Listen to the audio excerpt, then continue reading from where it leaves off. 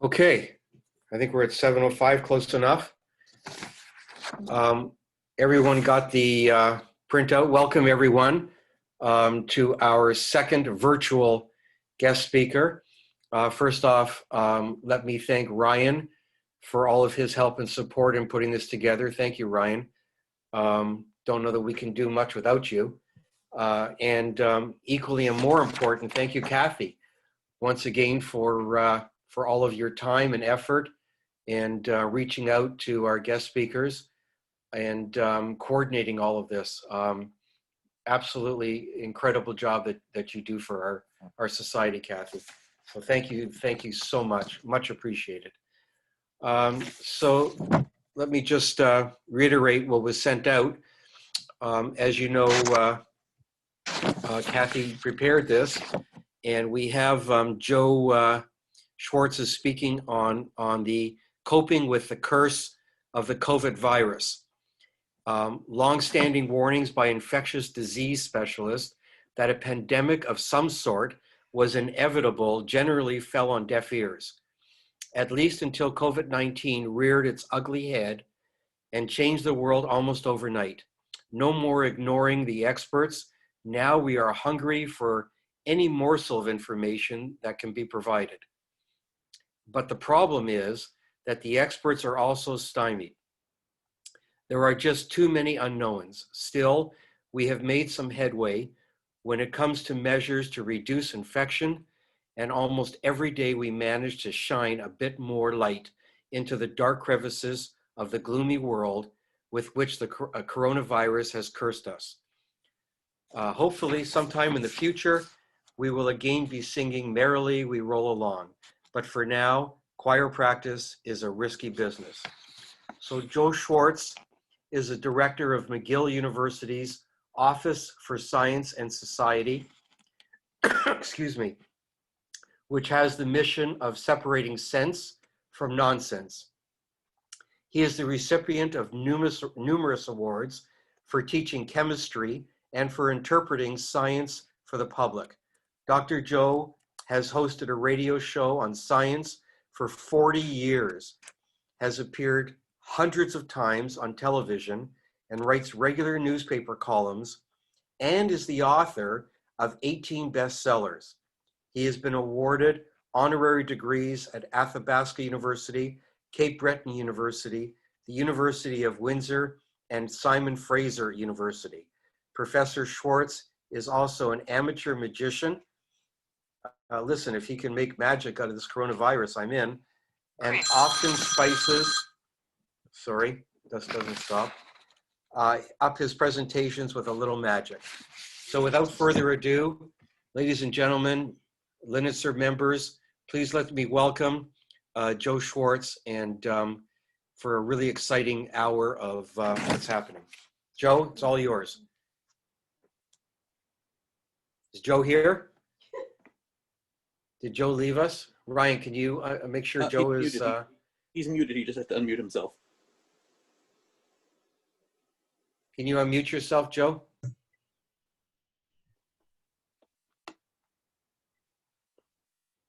Are we on now? There we are. Joe, okay, all yours. Take it away. We're excited to learn more about this disaster.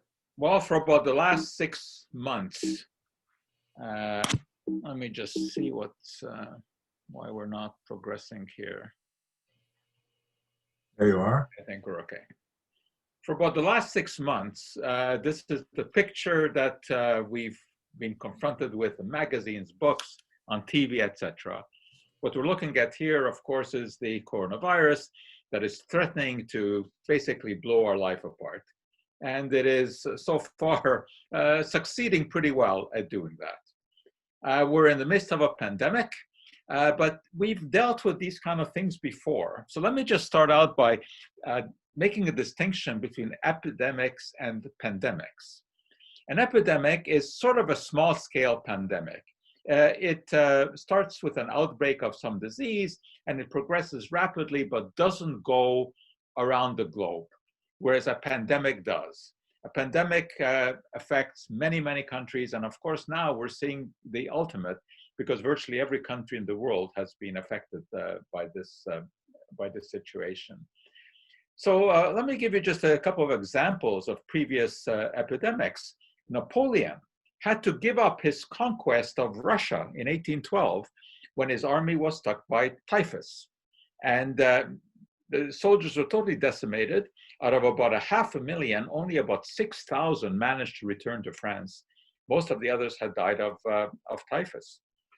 Typhus is a bacterial infection and is carried by body lice. It's a horrific thing. And it can kill, as I just said, thousands of people in a very short period of time. This was one of the curses, among many curses, of course, of the concentration camps. This is Bergen-Belsen we're looking at here. And there was a terrible lice infestation. And many people died of typhus before, of course, the Germans would be able to put them into the gas chamber. In fact, Anne Frank died of typhus in Bergen-Belsen. And so there have been such epidemics over the years.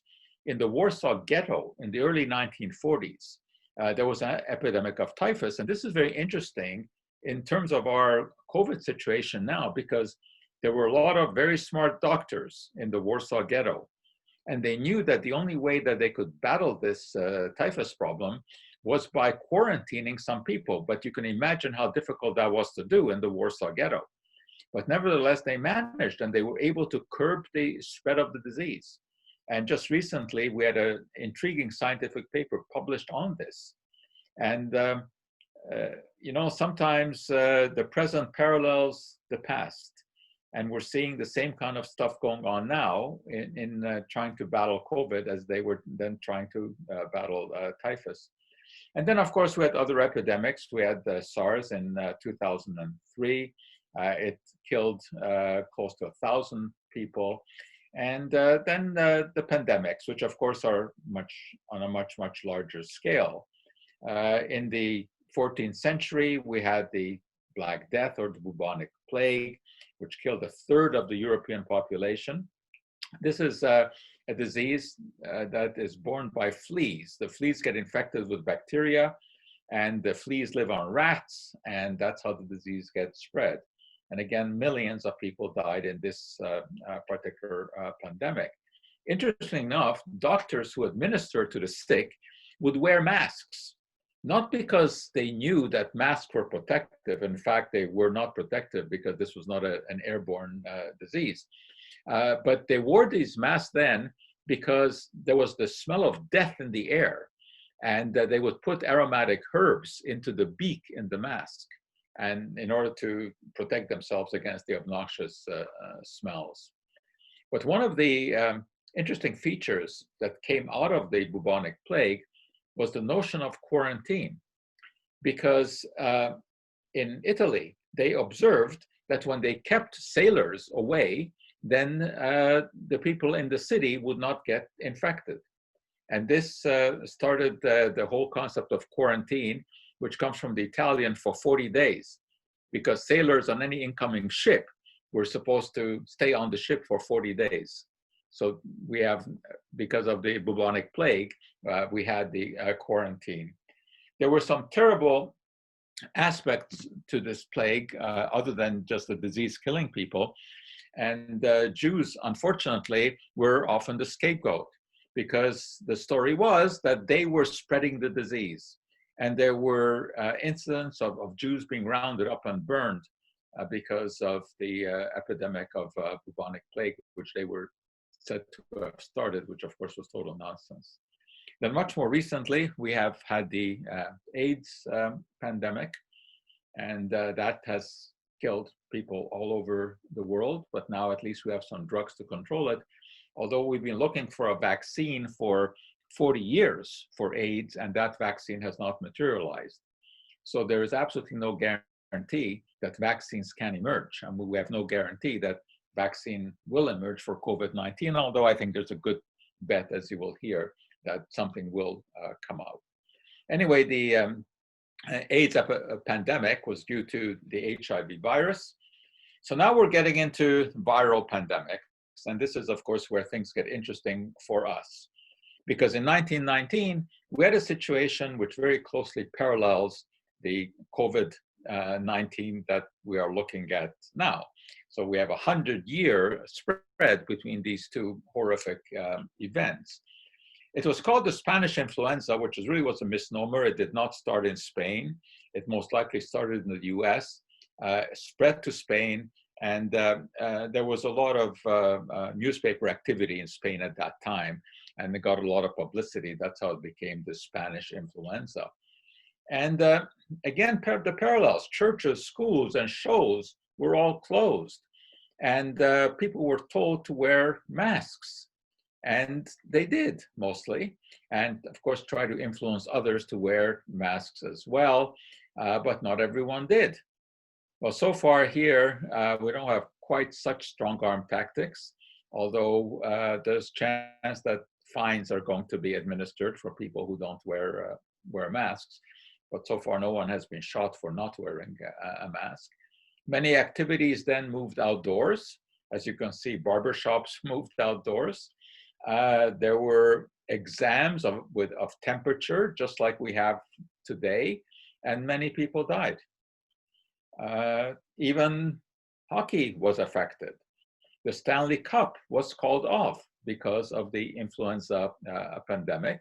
And if you look closely at the Stanley Cup, and unfortunately, neither you guys in Toronto nor us here in Montreal have had recent occasion to look closely at the Stanley Cup.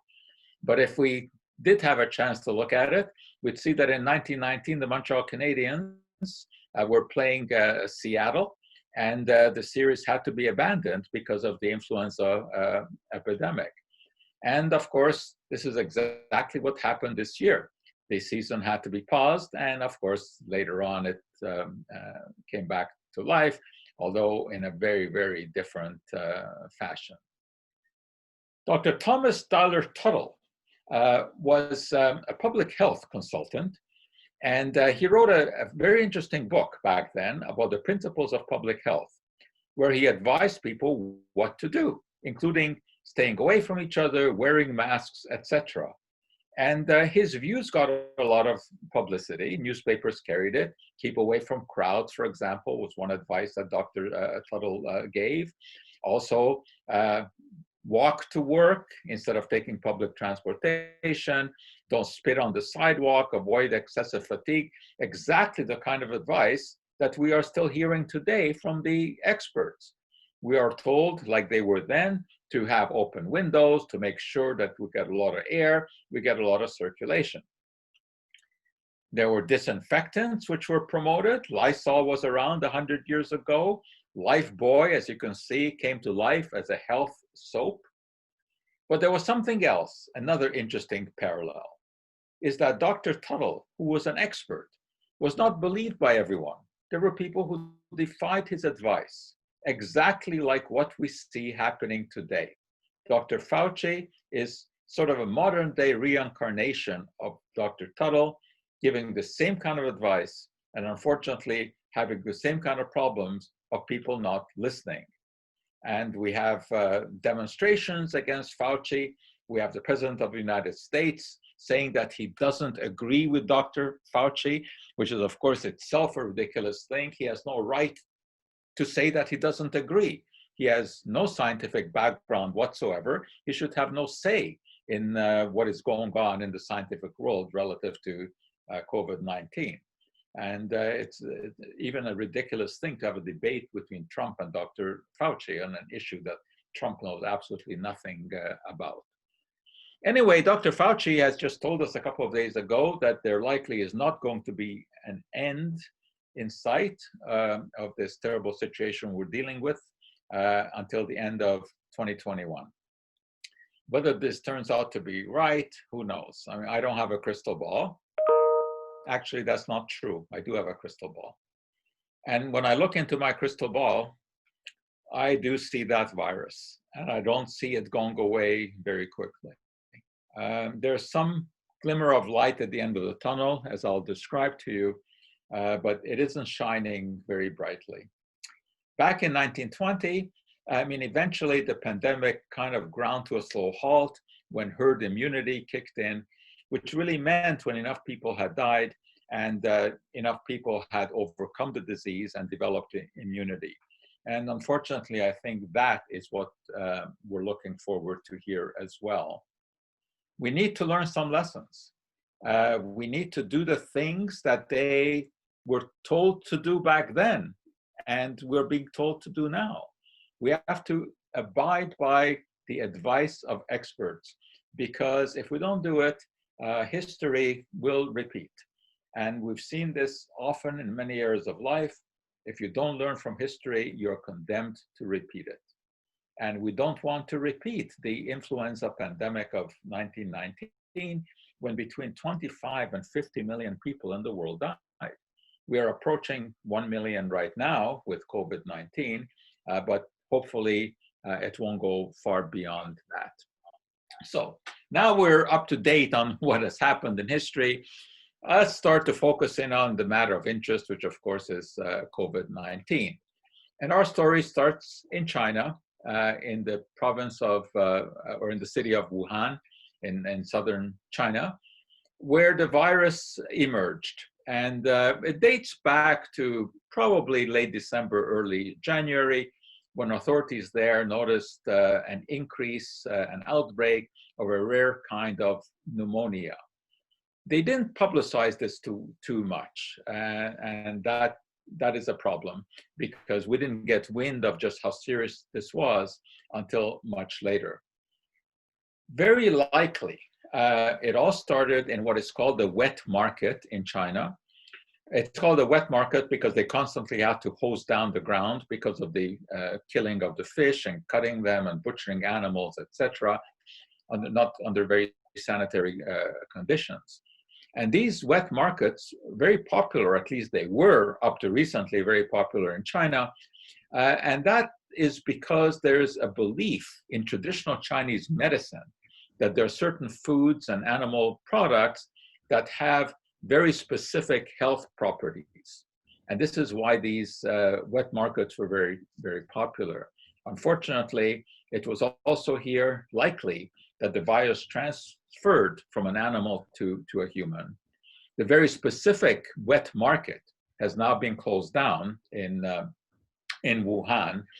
And of course, not everyone believes that this is what happened. For example, Trump seems to believe the claim that the coronavirus emerged from a lab. Indeed, there is a lab in Wuhan, the Wuhan Institute of Virology, where they do very, very sound scientific research. And we know that the virus did not come from there. I mean, science has looked at this. We know the genetic makeup of the virus, and we know that it's a natural virus. It did not emerge from any kind of laboratory. But of course, there are conspiracy theories that abound. But the Chinese should not be let off the hook about everything, because Dr. Li Wenliang was the first doctor who documented cases of what we now call COVID-19. But he was silenced by the Chinese government. They didn't want this story to get out. They thought that they would be able to control it. Well, it turns out they weren't able to control it. And unfortunately, Dr. Li died of the virus. When they were no longer able to sweep this under the carpet, China managed to close down pretty well. Wuhan is a city of millions, and as you can see, they managed to essentially close down the city. You couldn't see anyone on the streets. Nevertheless, it spread through travel. It showed up in Italy with terrible consequences. It went to France, and eventually the World Health Organization declared this as a global pandemic. And people started to take action around the world. In India, pretty heavy-handed. During their lockdown, if anyone was caught outside who should not have been outside, they had to contend with the civil defense and their canes. They would be caned in public or made to squat and hold their ears and recite that they will never go outside again without permission. I don't think this would go over well in North America. But nevertheless, our facilities emptied. Grand Central Station, of course, became unrecognizable. Usually it was totally mobbed. And we started to see these refrigerated trucks because the morgues in the hospitals ran out of room. And it became absolutely a nightmare, and we're still living this nightmare. And we, of course, have to ask the question, how on earth did this happen? One of the stories that goes around is that it happened because the Orientals like to eat bat soup. And they bought bats from these wet markets, made the soup, and this is what made everyone sick. And this conspiracy theory usually comes with a picture of an Asian lady eating a bat. Well, this is total nonsense. First of all, that picture has nothing to do with COVID. It was taken 2 years before. It was part of a travel show, a documentary, wasn't even in China. And it was on some rare Pacific island where they did eat bats, but it's nothing at all to do with COVID. It doesn't mean that bats don't have anything to do with it. Bat poop probably does. Bats live in caves together, thousands and thousands, and they pass all kinds of diseases between themselves. And it's very possible that it was the bat poop that infected an animal, and it was the animal that transferred the virus to humans. And the animal that is accused of this is the pangolin, which is a very interesting animal. It looks kind of like an anteater. And indeed, it is sold in these wet markets. And there's genetic evidence that the virus actually came to humans from the pangolin. And these wet markets sell all kinds of strange and exotic creatures, again, because there's this Chinese belief that these strange exotic creatures have some sort of special nutritional value. So anyway, we're not exactly sure how the virus came to humans, but we are sure that it is here. And this is the graphic picture that we see of the virus. And those yellow outcroppings are proteins on the surface of the virus. And that is the molecule that it uses to latch onto a cell. Now, a virus is not alive. Even though we use the colloquial term living virus and dead virus, it cannot live by itself.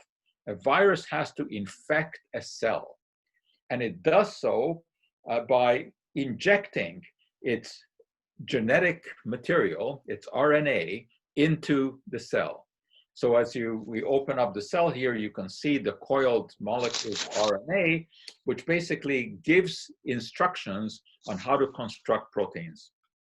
So the virus cell approaches a human cell, and these outcroppings, these spike proteins, as we call them, can fit into receptors on the human cell called ACE2 receptors, very much like a key fits into a lock. And when the virus fits into the lock on that cell, it can then enter the cell. It's like opening the gate. The lock is open, the virus goes in. And the virus starts multiplying inside the cell. And as it does that, it uses up the nutrients of the cell, it kills the cell. This is what causes disease. And then the virus, after it has replicated, spills out and infects other cells. And pretty soon, we are symptomatic. And there's the cough and the fever, the muscle aches, the vomiting and diarrhea, which are more rare, and the loss of the sense of smell, usually one of the first symptoms of coronavirus infection. There are other symptoms as well. You can have a rash. Not everyone has a rash, and you can have a rash without having other symptoms as well. Or the COVID toe. Well, the COVID toe comes about because of the lack of circulation. And we know that the virus affects many, many systems in the body, including the circulatory system. And the kidneys can be affected. Virtually every part of the body can be affected, even the brain. How does this happen? Well, one argument has been that it is actually an overreaction by the immune system. When the immune system releases molecules called cytokines, which are part of the body's immune activity, it goes into overdrive. And there are too many of these cytokines released, and this causes cytokine storm. And this is what causes all the physical problems. But as it is with virtually every aspect of this virus, there's always an argument. Now there are researchers who say that there's no evidence for such a cytokine storm, and they are now saying that actually it's a different molecule called bradykinin that is responsible. So virtually every day we learn something new about this virus. But one thing we know for sure, that it can affect people of all ages, although of course people over 65 or so are more likely to be affected seriously. And this is especially the case if they have comorbidities, if they're diabetic, if they have asthma, heart disease, diabetes, etc., and that makes them more vulnerable. However, we are seeing more and more young people also coming down with the disease. So it is absolutely not true that young people or children don't have to worry about this. They generally have a less severe case, but they can certainly be affected. Well, how do we know if anyone has been infected by this virus? The only way to know is by testing. Although, of course, in many cases, doctors with experience can symptomatically know if someone is suffering from COVID because of all the symptoms that I just delineated before. But if you really want confirmation, you need a test. And the most common test, the one that you hear about most, is the nucleic acid test, which can detect remnants of the genetic molecules in the virus. And this is the test that starts out with a health professional poking this Q-tip-like thing up your nose. It is not a pleasant experience. And this then has to be sent off to a lab, and the lab takes usually several hours in order to do one of these tests. So this is not a rapid test, but it is the best test to know if someone is currently infected. That's what it will tell you, if there's an abundance of the virus in your body at that time. There's another test that can be done, which is the antigen test. Instead of testing for the genetic stuff in the virus, this tests for the proteins that those genes produce, such as the protein on the surface of the virus that I showed you, the spike protein. And this is a simpler test to do. It also has to be sent to a lab, but it can be processed more quickly. But again, this is only to tell you whether or not you have an infection at that particular time. It's much faster than the PCR test, but it's unfortunately also less sensitive than that test. However, if you get a positive test, that's confirmatory. If it's negative, then you have to go and do the PCR test. There's another test that will tell you whether or not you have been infected before, not currently, but if you've been exposed to this virus before, because as you know, there are many people who are asymptomatic carriers who have been infected. They don't have any symptoms, but they can pass the disease on. Well, one way to test for that is with the antibody test. And this will tell you whether or not you've ever been exposed before. There are a number of these tests now that are on the market, and they are being refined. And this is going to be very important epidemiologically, because we need to know eventually just how this is spreading and how many people out there have been infected. If you've been infected, it does not mean that you are now immune. We don't know that. In fact, there are some frightening studies that show that immunity only lasts about 3 months, which is not a very good prospect for the vaccine that everyone is looking forward to. But we need to do this testing so that we know how many people in the world are infected and how this disease is spreading. The antibody test is a relatively simple test to do. You need a pinprick, you need a little bit of a blood sample, and it's pretty accurate. It's pretty accurate.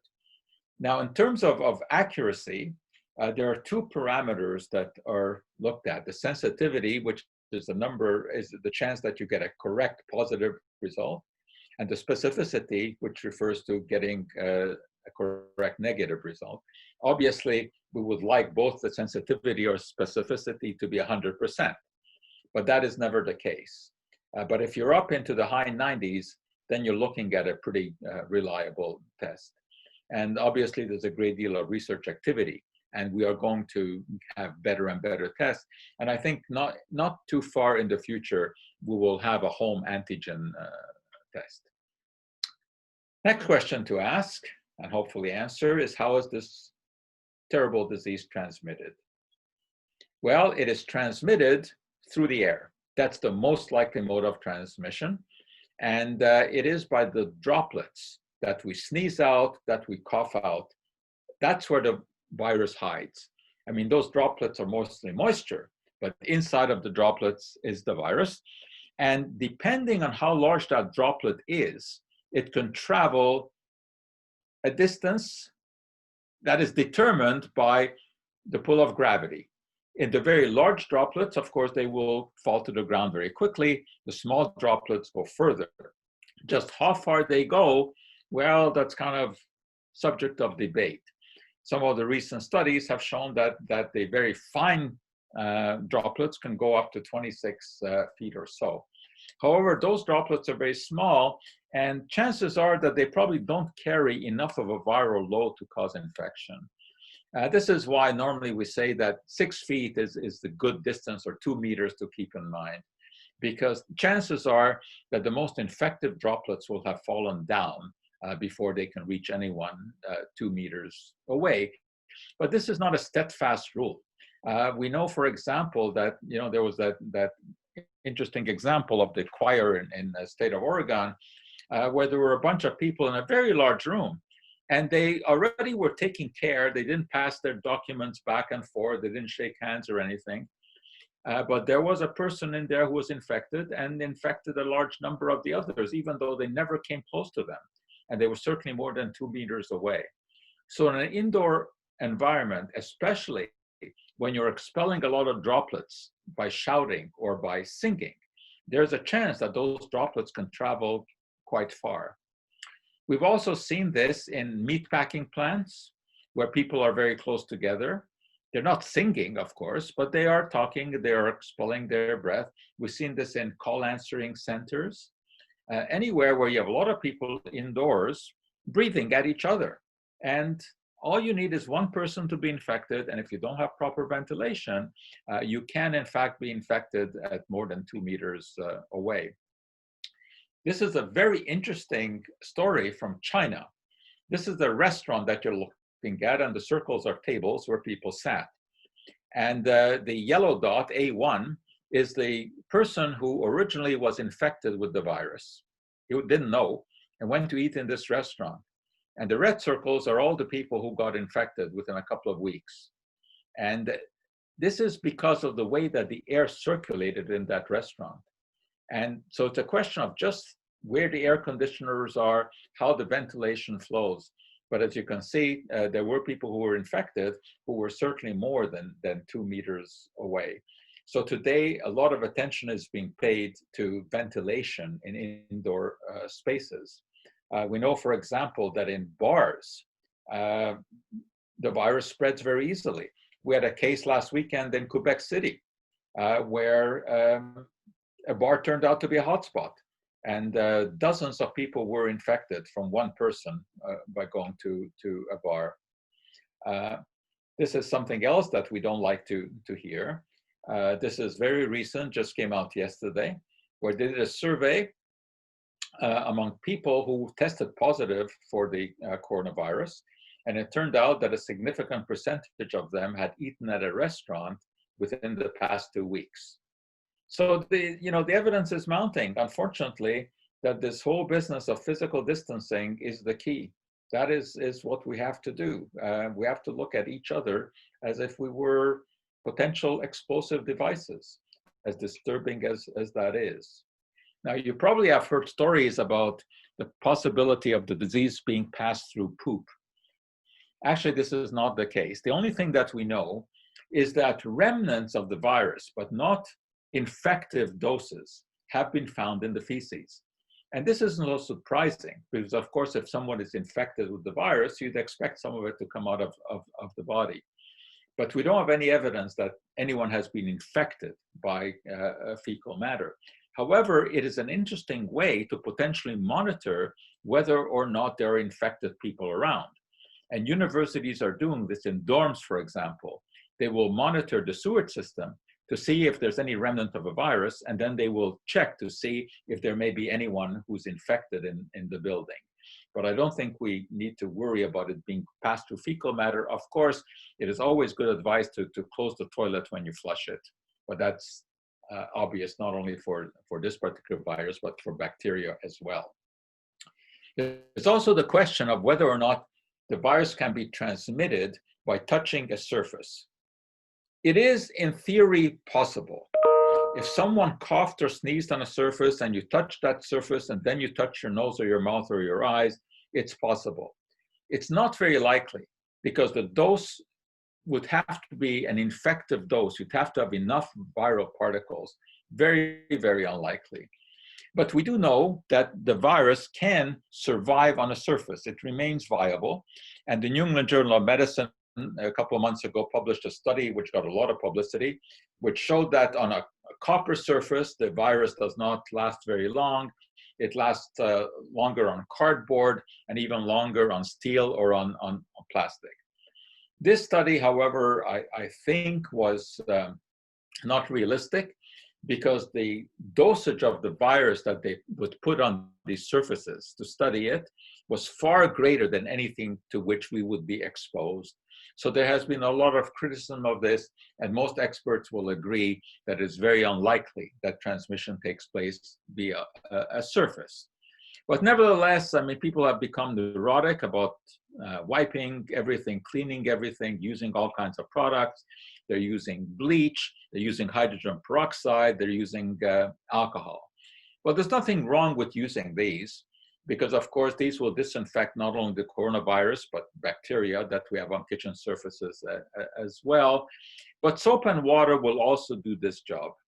I actually like this particular Lysol product, which is a hydrogen peroxide product. It's certainly an effective disinfectant and also smells quite pleasant, unlike the chlorine-based bleaches, which can be quite irritating, especially to people who suffer from asthma. I don't think that there's a need to wash your fruits and vegetables, as many people are doing. I think you've just rinsing them under water is good enough. I don't worry about takeout. I don't think you need to disinfect the packaging. You just wash your hands well after handling anything that has been handed to you from the outside. But that's just common logic. This is something that we should be doing anyway, washing our hands as often as possible. But you do not have to be neurotic about wiping surfaces and cleaning your groceries. We've also seen pictures of large-scale disinfectant spraying. In China, these giant cannons spewing out a mist. Sometimes these guns spew out the tiny particles of calcium hypochlorite, which is bleach. This is not an effective thing to do. You don't catch this virus from the pavement. People don't go around licking the pavement or licking trees. And it does not disinfect any virus that is present in the air. And the studies are in on this, and this is just ineffective.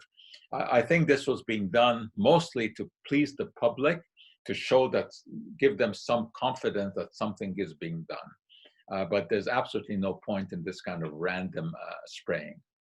There's one item, though, that I will bring attention to, and it's an item that we all have, and this is our cell phones. And we touch this all the time. We put these down on numerous surfaces. We put them close to our mouth. And they do harbor bacteria, and they can harbor the virus. So it's important to keep these as clean as possible. And industry has risen to the challenge and come up with various kind of gimmicks, such as this one here, which is an ultraviolet light disinfector for cell phones. And the evidence is that it works. The evidence also is that you can't possibly find one because everyone is sold out. But you can also quite safely just use a wipe, an ordinary wipe, to wipe the cell phone. But it's a good idea to keep those cell phones clean. Prevention. I mean, obviously, this is something that is of critical importance. what do we do to protect ourselves? Well, temperature control is important because one of the first signs of infection is temperature, and this is why, you know, at airports they'll be checking temperatures. And of course, there's also a lot of nonsense that goes around. You may have seen the video that goes around the internet, which tells you that you should never let someone do this. You should never let them point an infrared gun at your head because it will penetrate your skull and have an effect on the pineal gland. This is absolute nonsense. First of all, these infrared thermometers do not put out infrared radiation. They do not put out anything. They just detect heat. So there's no incident radiation whatsoever. And even, of course, if there was any heat coming out of this, it would not penetrate the skull and would have no effect on the pineal gland. But it's just an example of the nonsense that is out there. And of course, there's plenty of this nonsense. The real protection, unfortunately, is from shutting down and quarantining ourselves. This works because the disease spreads person to person through our exhalations. But it's not pleasant to have to undergo this situation. Physical distancing, and we talked already about the 2 meter apart, because chances are that the viral particles don't travel further than 2 meters, but again, no guarantee here.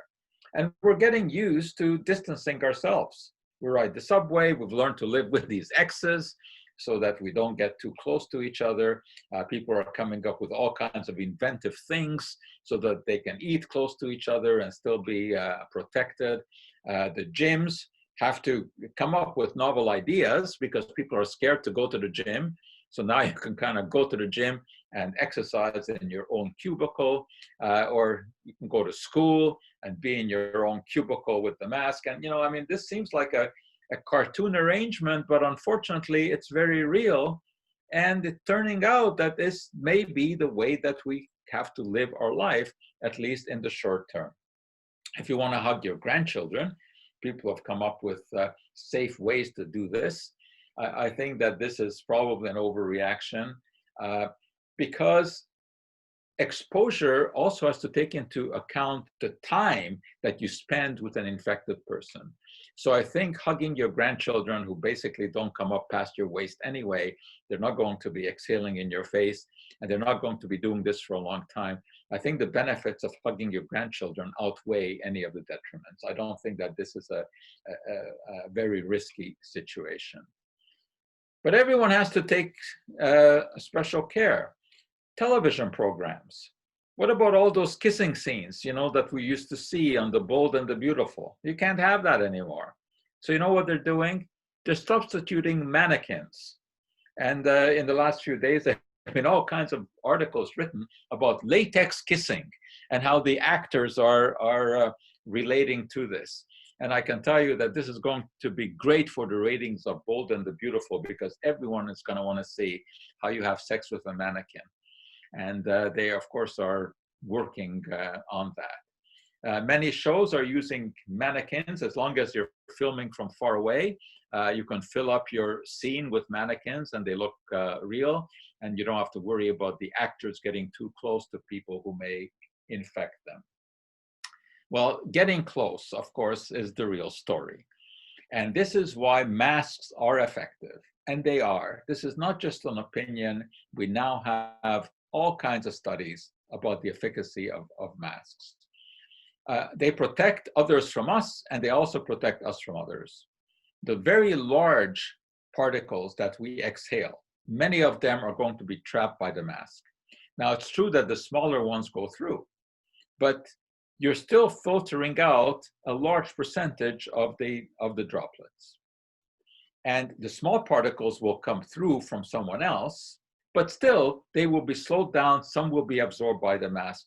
There's no question that you are both reducing your own risk and the risk of others by wearing a mask. And we're starting to get more and more studies on this. For example, just a couple of days ago in New England Journal of Medicine had a study about masks where they talked about a cruise ship. And on this cruise ship, all the crew wore N95 masks and all the passengers wore masks. Now, there still were some infections, but of the infections, 81% turned out to be asymptomatic. That is, they never developed symptoms. Whereas on regular cruise, of all the people who get infected, only 20% are asymptomatic. So obviously, the masking works. We also had a study about hamsters. And golden Syrian hamsters are very often used as models for humans because they have a respiratory system that is quite similar. And what they were able to show here was that if they purposefully infected some of the hamsters and they had another group and they studied how the infection was passed, if the other group wore masks, the infection did not pass. Well, didn't literally happen like that. They didn't wear masks. They were put in a cage and the cage was covered with the mask material. And it was shown quite clearly that the mask material filtered out the virus and prevented the infection. So this is not just theory, this is absolute fact that masks do work. Now the question is, are there some masks that are better than others? There's this Israeli product, Sononia, which is made with zinc oxide. Now zinc oxide does have some antiviral properties, but nobody has shown that with this particular mask, you get fewer infections. There are also masks that are made with copper, because copper also has antiviral properties. I don't think it is so important which mask you wear. What is important is to wear masks. Whether or not there's 1 or 2% difference in transmission, I don't think is critical. What is critical is to wear masks in indoor environment where you're likely to meet up with lots of people. Now, there are also the face shields, which are becoming quite popular. They may be somewhat more convenient than the masks, but I think they are less effective because you get a lot more flow around it. And also, they tend to fog up because, of course, you're exhaling directly at them. So I don't think that these are necessary, except for people like dentists or doctors who, of course, are having to deal with the breath of patients all the time. The important thing is to wear masks. Everyone should be wearing masks, but of course, not everyone does. You can even make it a fashion statement. And as you know, there are all kinds of masks that are being sold now. Some of them are very ingeniously made.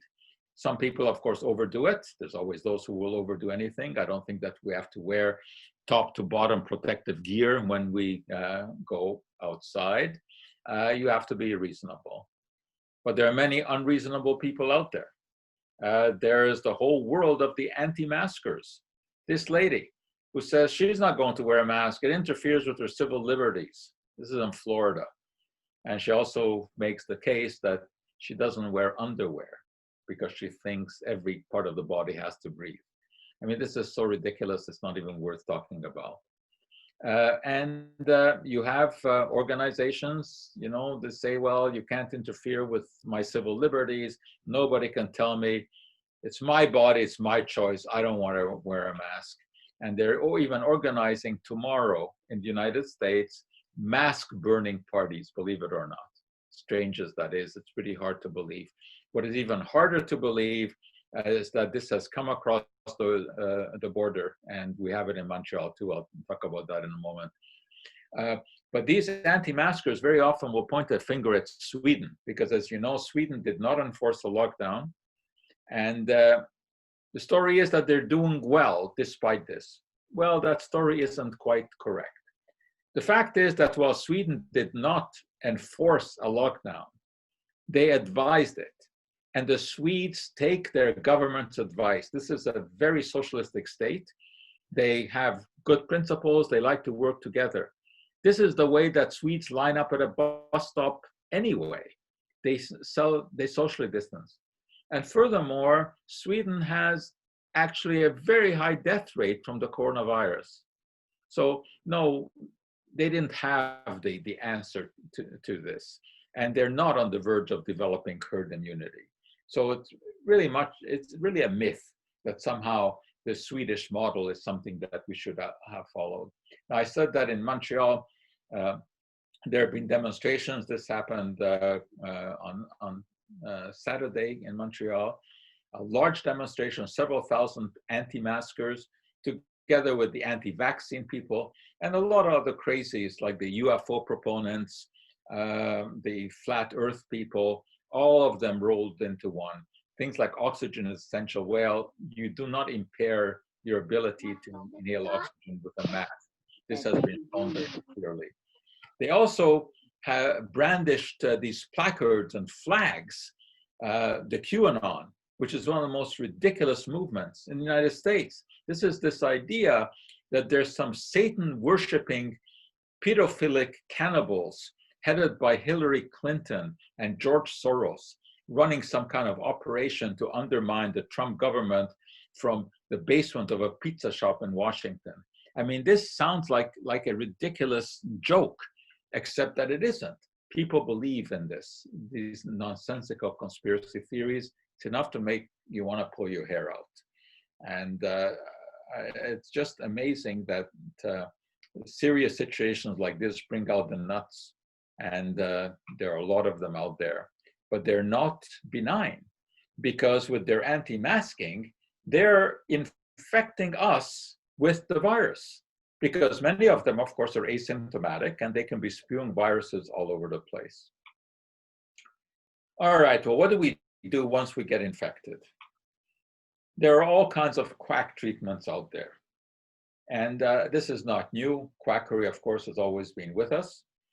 And back 100 years ago, the influenza epidemic, there were all kinds of miracle products. There were foods that we were supposed to eat in order to ward off infection. And this is just the case today. When this infection first emerged, we heard from this Iranian cleric that what you need to do is oil of violet in the anus. And then I heard from this doctor in the US who even sent me a sample of his lavender pills, which he says he has found that this can prevent the virus. Well, why didn't he do some studies and publish this? I mean, this is just anecdotal nonsense. And of course, when I looked into him further, I see that he's into chelation therapy and intravenous vitamins and facial refreshment and all kinds of silliness.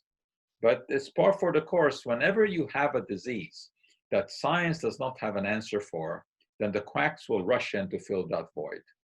Alex Jones of InfoWars is one of the greatest quacks out there, pushing his silver toothpaste, his silver solutions, etc. He also thinks that Bill Gates is behind COVID, that it's a conspiracy to thin out the world. Of all people, he's blaming Bill Gates, who has given millions and millions to try to provide health for endangered populations. Of course, Alex Jones also tells us that Michelle Obama is actually a man. So who takes anything that he says seriously?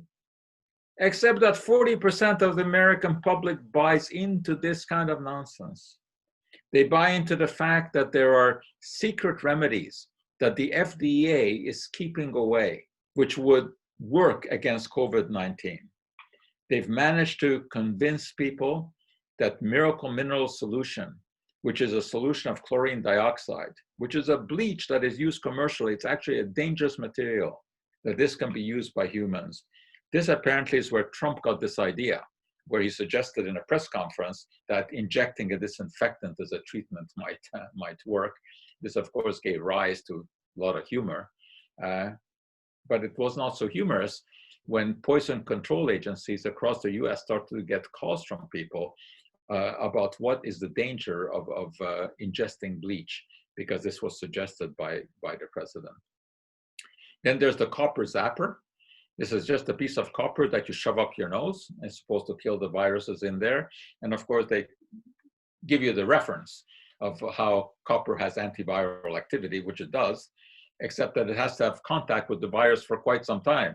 So unless you want to be walking around with this piece of copper shoved off your nose all day, it is not going to have any kind of an effect. In China, they have various kind of animal therapies, as I mentioned, to traditional Chinese medicine. And interestingly enough, one of these is a powder made from the scales of the pangolin, the very animal that may have transmitted the disease to humans. This also has another downside, is that unfortunately the pangolin is being driven to extinction because it is being hunted down because of its supposed medicinal properties, which it does not have. Bear bile is another supposed treatment for viral diseases in China. And this is also an ugly story because these bears are raised throughout their whole life, confined in a cage, hooked up to a tube into their bile duct so that their bile juice can be drained on a daily basis and made into medicine. This is animal torture, and it has absolutely no effect on any kind of human viral infection. Then there are homeopathic remedies that are being recommended for COVID. Again, total nonsense, because homeopathic remedies are so dilute that they contain absolutely nothing. Anyone who has any benefit from a homeopathic remedy is basically benefiting from the placebo effect. But of course, placebos do not cure viral infections. So this again is total nonsense, and it is quite rampant in India. And as you may know, India has, aside from the US, the highest rate of infection from COVID in the world. Now, there are some therapies out there that I put into the questionable category because they cannot be out and out dismissed, because there's some minor evidence that they may have some effect.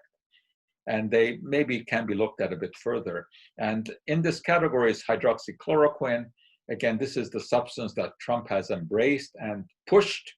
I don't understand why he has pushed it so much, because there's just no evidence for it. And there are a number of studies that have come out that have clearly shown this. I mean, this is something that has now been studied in hospitals quite extensively. And the studies keep coming out, showing that there's just no effect. Here's the most recent one, a very large study carried out in Brazil that showed that when patients were treated in hospital with hydroxychloroquine, not only did not have any beneficial effect, it even had a detrimental effect. Some people had irregular heartbeats that were induced by hydroxychloroquine. Yet there are physicians in the US, rogue physicians, who hype up the hydroxychloroquine. For what reason, I really cannot understand, because the evidence is very clear that even if it should have an effect, it would be so minor, because if it wasn't, we would have seen it already. Another one that Trump was taken in with was something that was fostered by this gentleman, Mike Liddell, which many of you may know because of his pillow selling tactics on late night TV, the Pillow Man. He's got this wonderful My Pillow, which actually isn't even so wonderful as a pillow. But anyway, now he is selling supplements. And he has the ear of Trump for some bizarre reason, and was trying to convince him that the product that he's selling, oleandrin, extracted from the oleander plant, is the answer to COVID-19. There's absolutely no evidence for this, and experts have very quickly rejected it, and I haven't heard Trump say anything more about this recently. In Ontario, researchers are looking at the acai berry. Now, the acai berry has gotten a lot of publicity because it has a high dose of antioxidants. And antioxidants are supposedly good for us, although that too has been overhyped.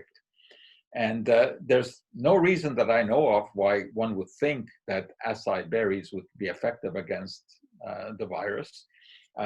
Just because in a test tube they may have some antiviral activity doesn't mean anything. There are thousands of substances that have antiviral activity in a test tube.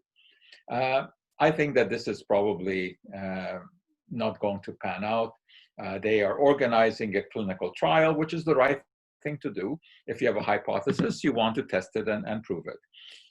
But my guess is that it's going to turn out that this particular adventure with the acai berries is for the birds. I don't think that there's going to be any human benefit that comes out of this. Some Montreal researchers are looking into another somewhat questionable treatment, Michel Chrétien, who actually happens to be the brother of our former prime minister. And they're looking to quercetin. This is a natural material, natural compound found in all kinds of fruits and vegetables. And once again, in laboratory studies, it has some antiviral effect. But the human body is not a giant test tube. And we have to be careful about jumping the gun on this one. It does merit further testing. Quercetin is available in supplements, and there are studies underway. We'll see what happens. But right now, there's just no evidence that this has any benefit. There's slightly more evidence for zinc because zinc is an important component of our immune system. And it is being pushed as a preventative for COVID or even as a treatment. But we just don't have the clinical studies. We don't have any studies where one group of people has been given zinc and another not to see what happens. But there's some theoretical justification why up to 50 milligrams of zinc, which is not a dangerous amount, may have some potential in reducing the risk of contracting the disease. But once again, one has to keep in mind that dose is important, and an overdose of zinc can have some very detrimental results. And in North America, it's very unlikely for anyone to have a zinc deficiency because zinc is found in a wide variety of foods. And unless you have an extremely restricted diet, you're not going to suffer zinc deficiency. Many of you have probably seen a video that came out 2 weeks ago by Dr. Joshua Ritchie, promoting zinc, telling that we should all be taking a zinc tablet every day. Well, Ritchie is actually a legitimate, at least was a legitimate researcher 30 years ago. He did some work on vitamin E in premature babies that was published. I can't find any evidence that he has done anything since then, but he's come out with this promotional video. The question, of course, that we have to ask is, where is the evidence? Show us the studies that have been done. Why haven't you published it if all of this is Remember that it is always up to the proponents to prove their point. It's never up to the scientific community to prove that something cannot happen, because you can never prove a negative. There are people who are piling up vitamin C, thinking that this is the answer to COVID. Some are even using it intravenously. Well, there actually have been some experiments in China with intravenous use of vitamin C without any positive results. But it's not, this is not something that could have been just dismissed, because vitamin C is needed by the body and it is used by the immune system. So there was some possibility here, but I think we have had enough testing here to tell us that unless you're extremely vitamin C deficient, it's not going to help you to dose up on vitamin C. So those were questionable things, but there are some interventions that do have significant evidence. In hospitalized patients who, of course, are suffering from respiratory distress, dexamethasone, which is an anti-inflammatory steroid, can be very beneficial. Now, there's nothing really novel about this, because this is a substance that has been used in respiratory disease for decades. Remdesivir is an antiviral compound. It also does work. It's not a miracle solution. This is only for hospitalized patients, and what the evidence indicates that it reduces the days of hospitalization by about 4. So instead of being hospitalized, let's say for 14 days, you'd be in the hospital for 10 days, which of course it's a significant difference, but it's not a cure for the disease. We're learning more about the benefits of anticoagulants like aspirin, Coumadin, heparin, because we now know that COVID is associated with circulatory problems, with blood clots, micro blood clots that form, and these anticoagulants can prevent that. So they can possibly prevent heart disease, strokes, and people who have been infected with the virus. Vitamin D. When we bring up vitamin D, people normally think of rickets, because that is the deforming bone disease that is the result of deficiency of vitamin D. But we know that vitamin D has other roles in the body. It is often referred to as the sunshine vitamin, which is somewhat of a misnomer because it's not found in sunshine. Sunshine is just energy. But that energy allows the conversion of a molecule, a precursor in the skin, into vitamin D. And indeed, we are seeing studies about the role of vitamin D in coronavirus disease. And it seems that people who have low blood levels of vitamin D are more prone to infection. So it's not a bad idea to take a supplement of vitamin D, especially here in Canada, where in the winter, of course, we have often a lack of sunshine. And up to about 1,000 international units a day is no problem at all. This is there's no known toxicity at that level. And in the recent few weeks, we've seen some more studies coming out. This particular one, they looked at close to 500 patients, and those who had a low level of vitamin D, as shown clinically by measuring it, had a greater risk of contracting the coronavirus, a 1.77 times greater risk. So there's no big harm in taking vitamin D, and there may be some benefit there. You've heard a lot about convalescent plasma, I suspect, because again, this was much hyped. Plasma is the liquid that is left behind when you take blood and you centrifuge it and you separate out the red blood cells. And the plasma contains antibodies. Anytime that you get an infection, whether it's bacterial or viral, the body's immune system rises to the occasion. It generates these special proteins called antibodies that recognize the invader and neutralize it. So if someone has been infected with the coronavirus and has overcome the infection, it means they have produced antibodies that have neutralized that virus. Well, if those antibodies can be extracted from the plasma and given to sick people, there should be a chance that they can neutralize the virus in their body. And there's some preliminary evidence that this works. And 2 weeks ago, there was a press conference held at the White House where the head of the FDA announced that there was a 35% reduction in mortality with the use of plasma. This was totally misleading. And to his credit, the next day he took it back. He said that he had misstated this. Well, it was more than just a misstatement. The story here is that he confused relative risk with absolute risk. Indeed, it turned out that in this subgroup of patients, and it was a very specific subgroup, there was a lower incidence of death in the ones who were treated with the plasma. And the difference was 8.9% to 13.7% of the untreated ones. Well, if you calculate the difference as a percentage between 8.9 and 13.7, that comes out to 35%. This is meaningless. This is like saying, buy a lottery ticket, your odds of winning are very small. If you buy 2 tickets, your odds have increased by 100%, which is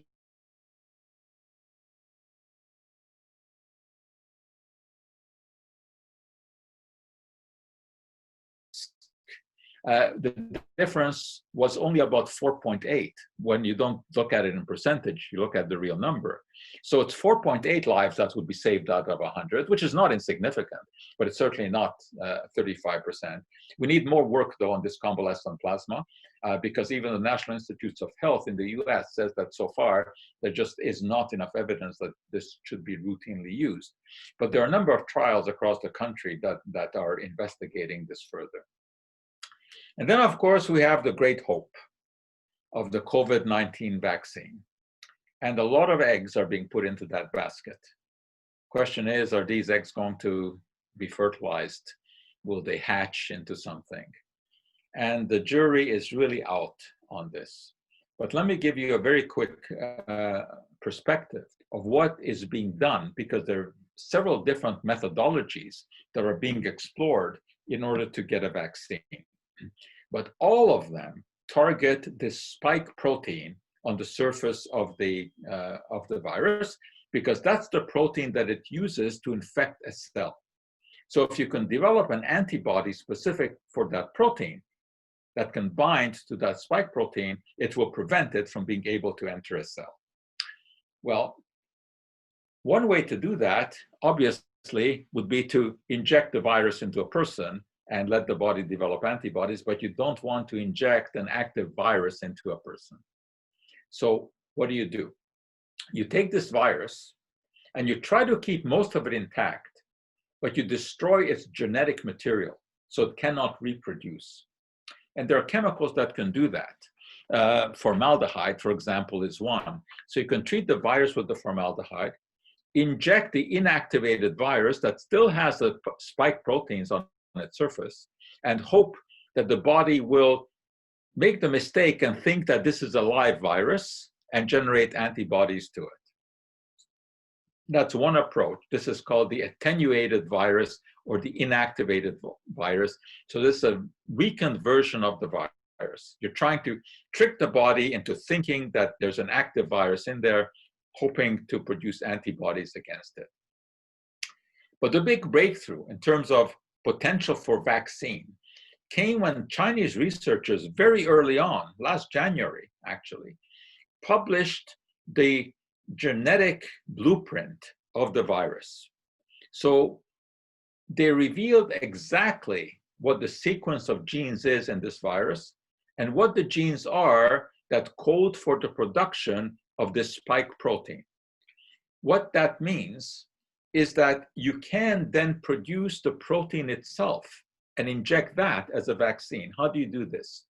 Well, you take the gene from the virus, you extract the specific sequence of nucleotides that codes for the production of the spike protein, you put that into a bacterium, the bacterium will then start to produce this protein, and you can use that as a vaccine.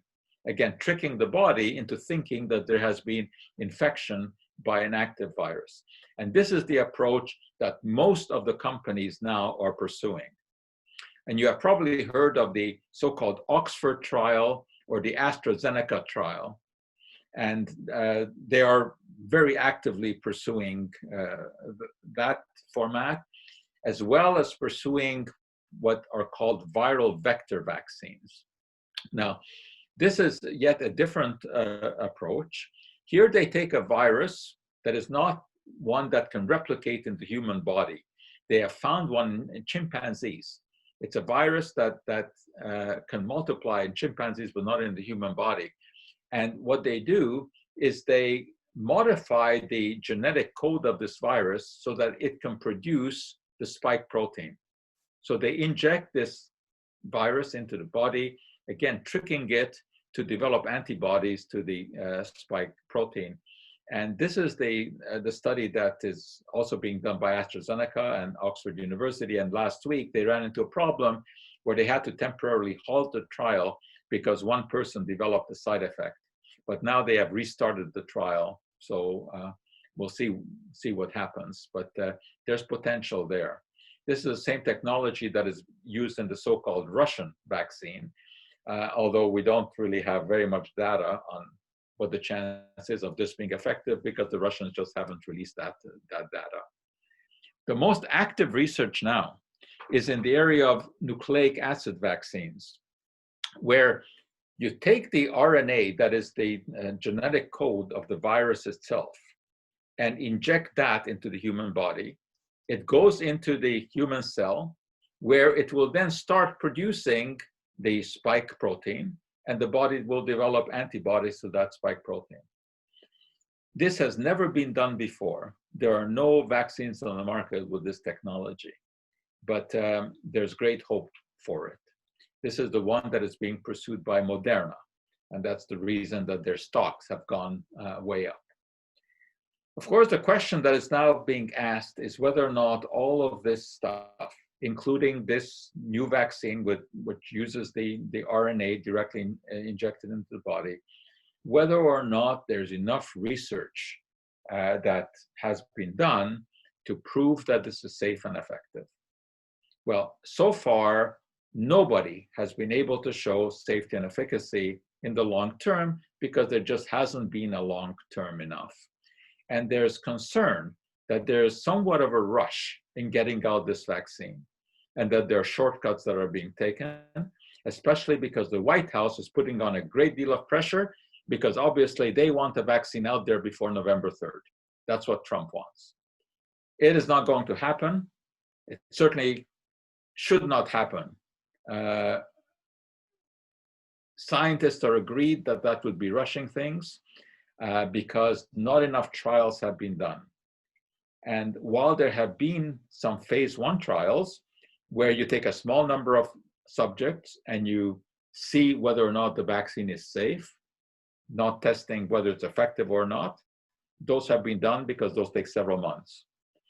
In phase 2 trials, you have several hundred subjects and you're actually testing whether or not there's an immune response. Those take usually up to 2 years. Well, you can sometimes shorten that as they are doing now. But it's the phase 3 that is critical, because the phase 3 trials require several thousand patients taking the drug, and you monitor the long-term safety and efficacy, and this can take up to 4 years.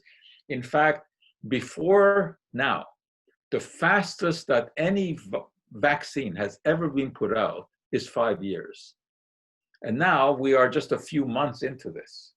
This would be an absolute record if something safe and effective could come out.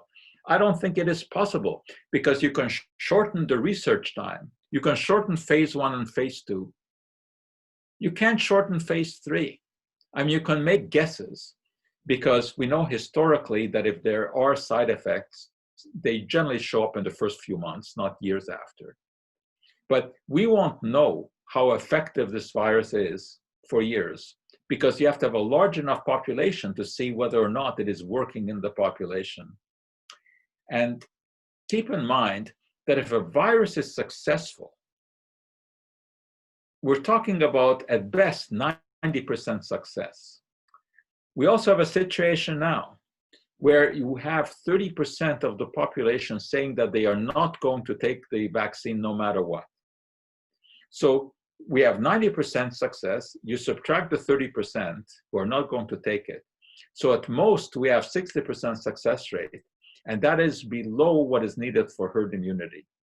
So even if we have an effective vaccine, even if we can produce it in large enough doses, which is going to require billions of doses, unless we get a large percentage of the population willing to take it, we're not going to achieve herd immunity. So this business of Trump hinting that we're going to have a vaccine by November 3rd, I think is total nonsense.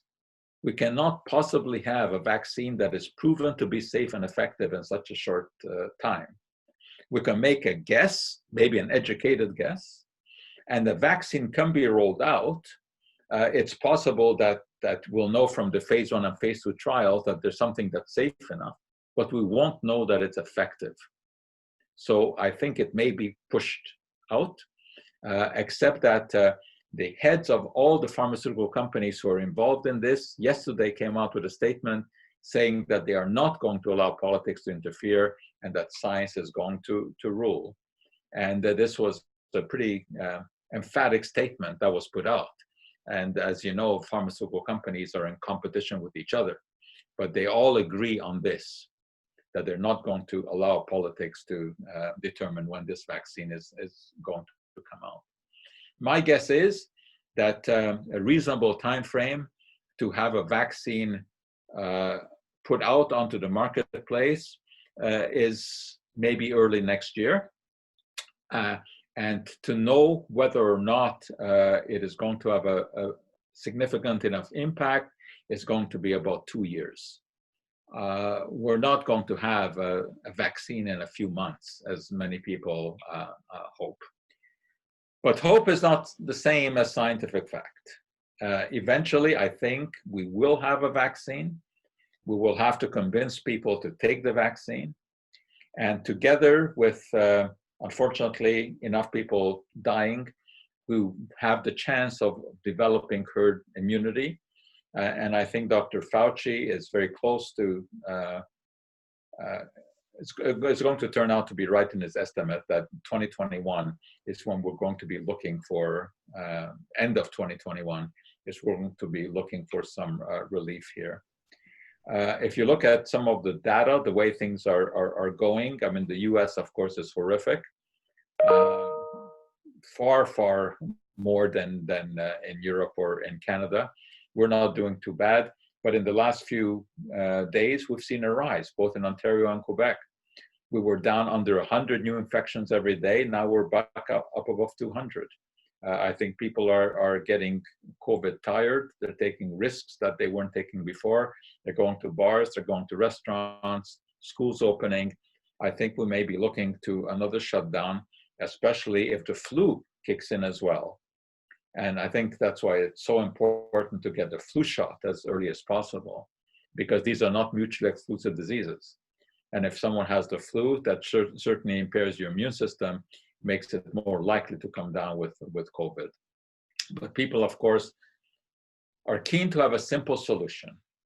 It's just that it doesn't work. That's not the way that life works. We're looking at a very complex disease here. And the route to find an answer to this is going to be long, difficult, and circuitous. Anytime that anything sounds too simple, to be too good to be true, it turns out that it is going to be too good to be true. So we will be dealing with this for some time. And I think, unfortunately, we do have to get used to the social distancing. We do have to get used to staying away from each other, minimizing large-scale indoor activities.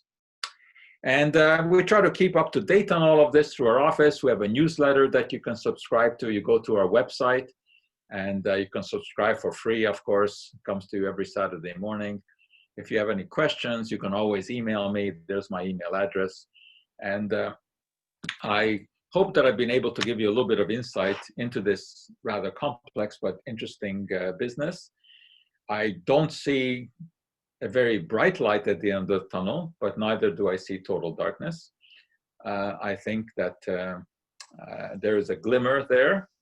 We just have to be sure that that glimmer is not the headlight of a train rushing in the other direction, which it may be if we don't take enough care with developing of a vaccine. So if there are any questions or comments, certainly I'd be happy to try to entertain them. Joe, I think we'll open up the floor if we have a few minutes. And if everyone noticed on the bottom of their screen, there is in the middle of the bottom, there is an area called chat. And I think rather than unmuting people, Ryan, if you could watch this for us, rather than unmuting people, if you want to have a question for Dr. Schwarcz, if you could put your cursor, put your mouse on the bottom of their screen where it says chat. If you click on chat, it'll open up a screen that you're more than welcome to ask a question. Ryan, I would ask if you could be so kind as to monitor any questions that are coming in, and we can relay it to Dr. Schwarcz. And Dr. Schwarcz, I would appreciate the time that you're devoting to us to possibly answer any questions that anyone might have. So again, if there is a question, now's your opportunity to ask Dr. Schwarcz, other than emailing the doctor or following up at a later time for the benefit of all. If there are any questions, we'll give it a few minutes. Otherwise, we'll bring it to a close. I don't see anything in the chat right now. Ryan, are you on with us? I am. So Harold Borsick has a question. He's asking if the airlines are safe to use. A very good question. Unfortunately, as with everything else about this virus, we cannot give an answer with 100% certainty. The air filtration system on airplanes is actually surprisingly good. The air exchanges totally in about 3 to 5 minutes, which is very good. And most of them have installed high efficiency particle arresting filters, the so-called HEPA filters. And many airlines, of course, are keeping the middle seats open. Most of the information that we've been able to gather is that the chance of getting infected on a flight is actually quite low. Because remember also that you're made to wear masks now on the flights. Okay. Is there any indication that magnesium has any impact or relevance? Not that I've ever seen, no. Most of the stuff that you see about magnesium is overblown. It's very rare to have magnesium deficiency in North America because magnesium is found in virtually all fruits and vegetables.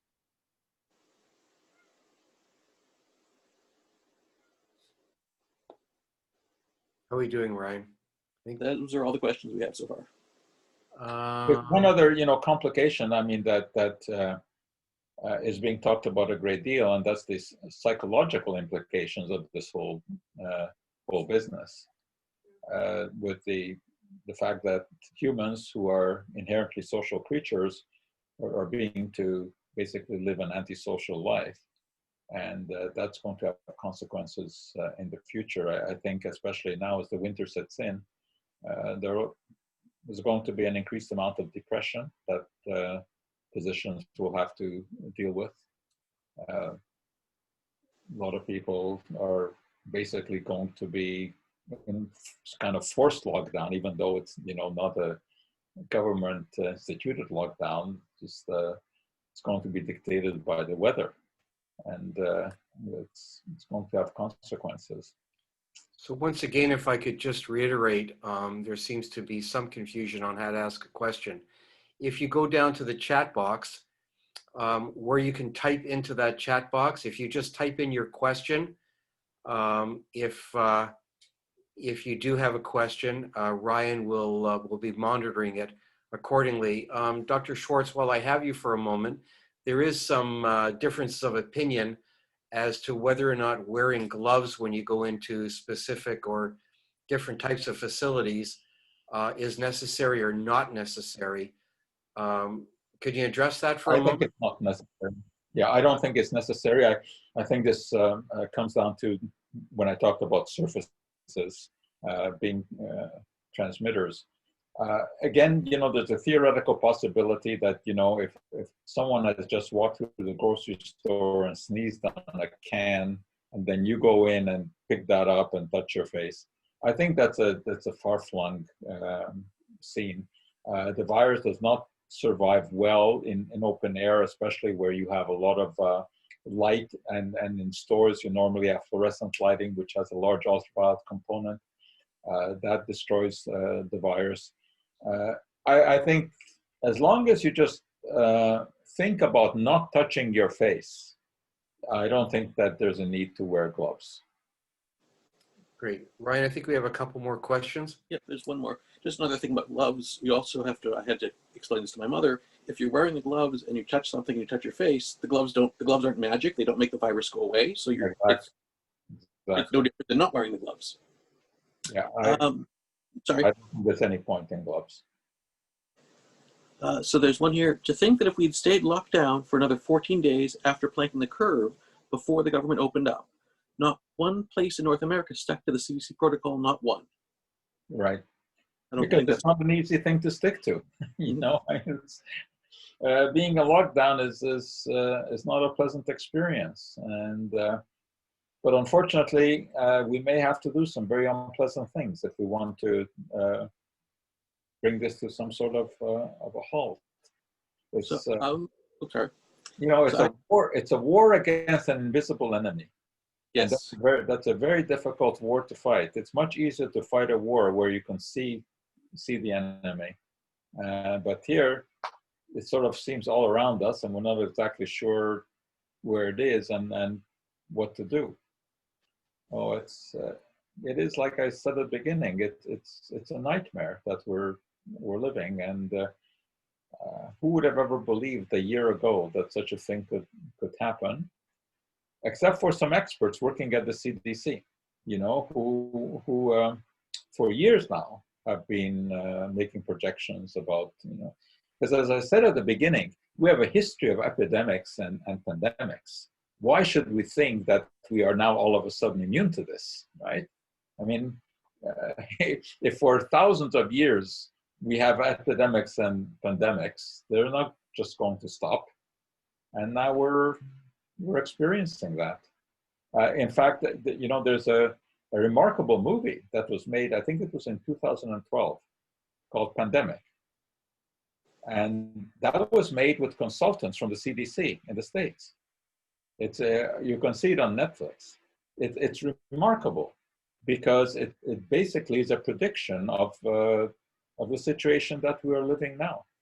And that was, 9 years ago, and it was looked at as totally fiction, except by the CDC experts who consulted on that movie, who thought that, they were putting their real advice into it. And it is very similar to what we're seeing, except for the street violence that emerged in that movie. But I'm not sure that we're not going to see that eventually. So a question, how effective is the mandatory mask bylaw with so many exemptions that do not have to be proven? Yeah, well, no one knows exactly how effective, this is going to be, but there's no downside to it. It can only improve the situation. So just because, there's people who are granted exemptions doesn't mean that everyone should be granted an exemption. I mean, we do the best that we can. I think that there are legitimate exemptions. I mean, there's people who, for various reasons, really cannot wear a mask. But I think we just have to have a shot at it. And we already have statistics that are showing that in places where they make an effort at universal masking, the incidence of the disease goes down. And even if it doesn't eliminate it, it makes the disease less severe, as I mentioned in the study that was done on the cruise ship. So although there was transmission of the disease, it was much less severe. And most of the people who were infected had very low-level infections. So the mask may not filter out everything, but they certainly reduce the virions that enter the body. Why is indoors more dangerous than outdoors? Because when you're outdoors, anything that comes out of your mouth dilutes in the air very quickly. The air is always moving. You may not be constantly conscious of it. I mean, wind, of course, is what we're talking about, moving air. And the air is constantly moving. Whereas indoors, if you don't have proper circulation, you're constantly breathing and rebreathing the same air. So you'd be concentrating the virus inside. So ventilation is very important because you want to dilute the virus. Just as a note, in my research last year, when we're talking about schools, the research in Britain found that the air in a classroom becomes so concentrated with CO2 after about 30 minutes that it reaches a level of the low end of not safe to breathe, which Right. is going to be interesting to see what's going to happen with the schools. Right. Are reinfections? Oh, sorry. Schools are looking into ventilation systems now, of course, which we never had to do before. Yeah. Are reinfections the same strain, or are there mutations, and how would that affect vaccines?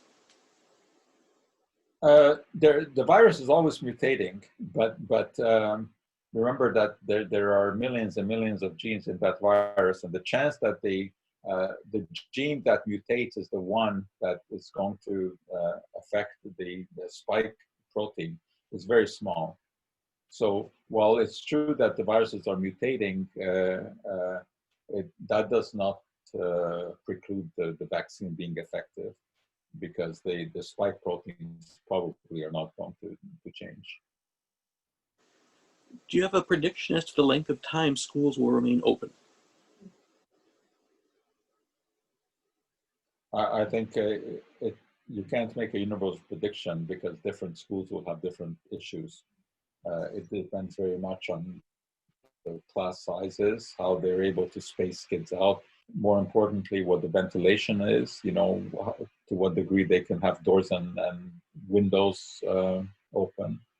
I think some schools will have outbreaks and others will not.